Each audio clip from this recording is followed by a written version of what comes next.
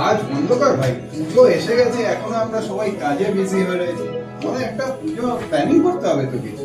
পুজোর প্ল্যানিং এখনো কেনাকাটাই বাকি। আরে কেনাকাটা করবো কি, পয়সা কোথায়? আরে দাদা বোনাসটাই তো পাইনি এখনো। আশিস দা দেখো একটু।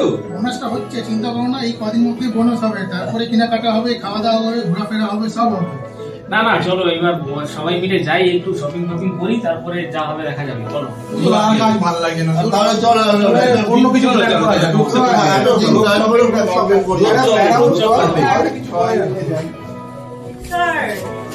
সবাই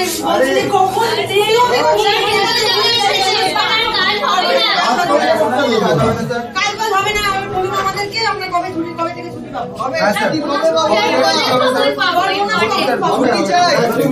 সব ডিসকাস করছিলাম কবে কি করা যায়, ওইটাই একটা প্ল্যান আউট করছিলাম। হোপফুলি আমরা করে ফেলবো প্ল্যান আউট। তোদেরও দরকার তো, আয় সবাই আয় ভেতরে, আমরা ডিসকাস করি, তাই জন্যই তো ডাকলাম।